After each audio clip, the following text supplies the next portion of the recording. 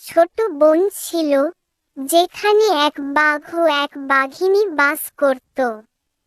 বাঘ ছিল সহজ সরল ও কিছুটা বোকা, আর বাঘিনী ছিল বুদ্ধিমতী ও চতুর। বোকা স্বামী হওয়ার কারণে বাঘ প্রায়শই বাঘিনীর বকাঝকা খেত। তবে বাঘ তার বউকে খুব ভালোবাসত এবং সব সময় তার কথা মেনে চলত। একদিন বাঘিনী বিরক্ত হয়ে বলল, তুমি এত বোকা কেন? যদি একটু বুদ্ধি আনতে পারতে, তাহলে আমার এত কষ্ট হতো না। যাও, শিয়ালের কাছ থেকে কিছু বুদ্ধি নিয়ে এসো। সে তো খুব চালাক। বাঘ স্ত্রীর কথা শুনে গেল শিয়ালের কাছে। বাঘ বলল, আমি নাকি বোকা? তাই আমার বউ আমাকে আপনার কাছে পাঠিয়েছে কিছু বুদ্ধি নেওয়ার জন্য। শিয়াল ছিল বুদ্ধিমান ও চতুর।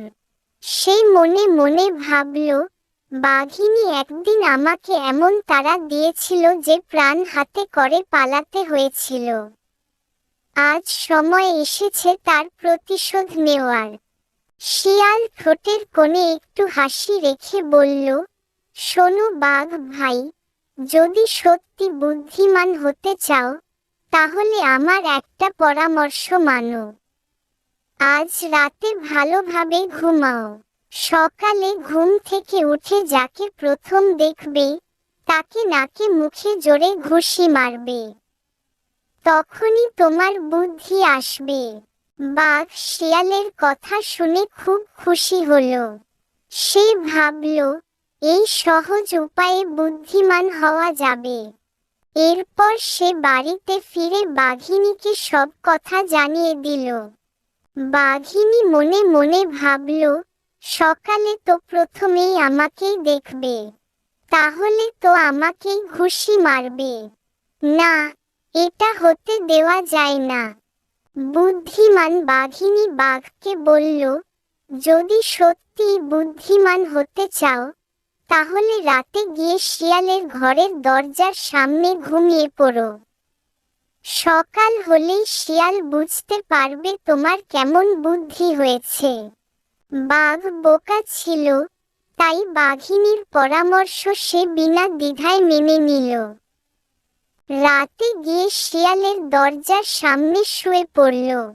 সকাল হলো। শিয়াল দরজা খুলে বাইরে আসতেই বাঘের গায়ে তার পা লাগল। বাঘ জেগে উঠে দেখে, সামনে শিয়াল দাঁড়িয়ে।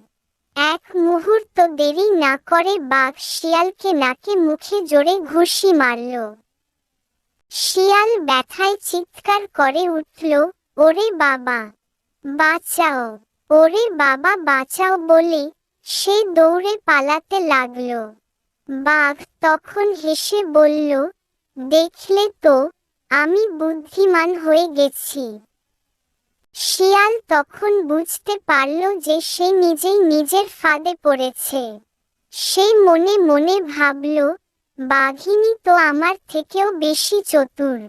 আমি তো নিজেই বিপদ ডেকে আনলাম। এরপর বাঘ গর্বের সাথে বাঘিনীর কাছে ফিরে এলো।